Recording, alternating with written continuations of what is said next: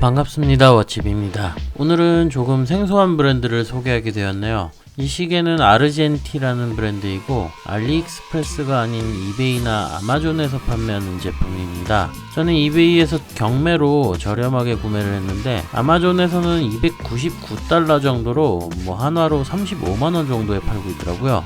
솔직히 말도 안 되는 가격이죠. 이 가격은 그냥 리테일 정가를 의미하고 있고요. 이베이에 가면은 한 5에서 10만원 정도면 구입이 가능한 제품입니다. 경매 시기를 잘 노리면은 그 이하에도 살 수가 있죠. 그러면 이 시계는 왜 이렇게 가격차가 심한 건가라는 의문이 들 겁니다. 소개하는 아르젠티라는 시계는 그냥 터무니없는 리테일가를 게시하고 있을 뿐이죠.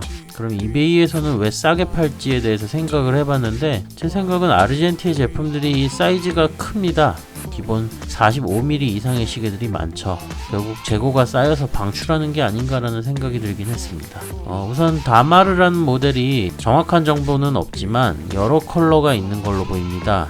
리뷰하는 시계는 밴드부터 케이스까지 올블랙의 모델이죠. 매우 남성적인 이미지의 시계라고 보시면 됩니다. 시계의 사양은 다음과 같습니다. 케이스는 316L 스테인리스 스틸이며 45mm의 직경, 12mm의 두께를 하고 있죠. 밴드는 블랙의 가죽 밴드이며 폭은 24mm로 상당히 넓죠. 글라스는 강화 미네랄 글라스이며 일본산 쿼츠 무브먼트가 장착되어 있으며 100m의 방수 성능을 지니고 있습니다. 특징으로는 멀티펑션 서브 다이얼 3개가 캘린더 기능을 하고 있죠. 자세히 살펴보겠습니다. 일단 인상은 검고 크다입니다. 올블랙의 다이얼의 인덱스까지 컬러 대비가 없어서 시인성이 정말 떨어지는 제품이죠. 그리고 정말 큰 시계입니다. 45mm의 사이즈면 일반 남성 손목에서도 확실히 부담되는 큰 사이즈의 시계이죠. 케이스에는 블랙 PVD 코팅이 된 걸로 보이는데 베젤은 무광 그리고 케이스면은 유광 처리가 되어 있죠. 베젤은 고정형이고 표기는 음각으로 화이트 처리가 되어 있습니다. 다이얼은 3개의 서브 다이얼이 좌우 하단에 위치하고 있고 아라빅 인덱스가 들어간 디자인이죠. 서브 다이얼만 보면은 크로노그래프를 예상할 수 있겠지만 아닙니다. 좌측 서브 다이얼은 24시간 표기, 우측은 요일, 그리고 하단은 날짜 조절이 가능한 서브 다이얼들이죠. 정말 쓸데없는 기능이라고 봅니다. 일일이 수동으로 조절을 해줘야 되기 때문이죠. 센터 세컨드에는 시분초 핸즈가 위치하고 있고 야광은 시분 핸즈와 숫자 인덱스에 들어가 있습니다. 야광 성능이 정말 실망스럽네요. 밝은 곳에서도 시인성이 안 좋은데 어두운 곳에서는 더 안 좋아지는 시계라고 봅니다. 측면에는 용두를 중심으로 상하단에 푸셔 버튼이 있고 용두는 시계만큼 큼직하죠. 12mm의 두께는 적당한 수준이고 상단 푸셔는 우측의 서브 다이얼 요일을 조정하고 하단 푸셔는 하단 서브 다이얼에 날짜 조정을 할 수 있죠. 후면은 실버 컬러의 스크류백 케이스입니다. 로고와 함께 재질과 방수, 모델명이 문양과 함께 레이저 각인되어 있죠. 장착되어 있는 부분은 세이코사의 핫토리 VX9J2 쿼츠가 장착되어 있습니다. 매번 미오타만 보다가 세이코 쿼츠를 보니까 색다르게 다가오긴 하네요.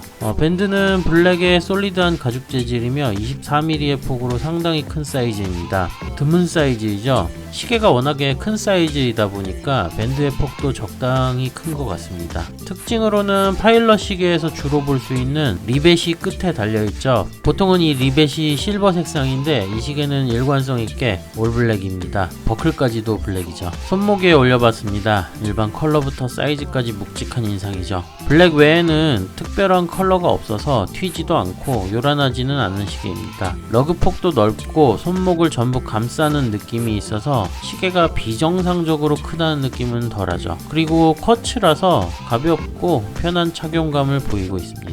다이얼과 케이스 자체만 보면은 그냥 캐주얼이나 스포츠 시계의 컨셉이 될 수도 있는데 밴드 쪽에 리벳이 있다 보니까 밀리터리한 느낌을 살짝 주고 있죠. 전체적으로 착용했을 때 다 괜찮은데 다이얼이 잘 안 보이는 부분은 호불호가 있을 거라 봅니다. 이 시계에 대한 제 평가를 말씀드리면 안 사도 된다, 고려해볼 만하다, 최종 후보에 올린다, 그리고 꼭 사야 한다 해서 안 사도 될 만한 수준이라고 봅니다. 안 사도 될 정도로 나쁜 시계라는 뜻은 아닙니다. 방수나 재질, 부품 스펙 등은 쿼츠 제품 치고는 적당한 수준이죠. 그리고 알리 제품과 비교하기엔 좀 애매하긴 한데 그래도 10만원 이하에서는 쓸만한 시계 수준이라고 봅니다. 문제는 취향이죠. 이런 빅사이즈의 시계는 대중적이지가 못하죠. 손목둘레가 18cm 이상에서는 자연스럽게 소화가 가능한 시계가 아닐까 싶네요. 그리고 너무 어둡습니다. 시계를 유심히 들여다보지 않는 한 확인이 힘든 색상이죠. 혹은 이런 은은하고 안 보이는 디자인을 선호하는 분들도 있으리라 봅니다. 이 문제는 딱 이 모델에 한해서만 이야기하는 거죠. 아르젠티 다마루의 다른 모델들은 시인성이 좋거든요.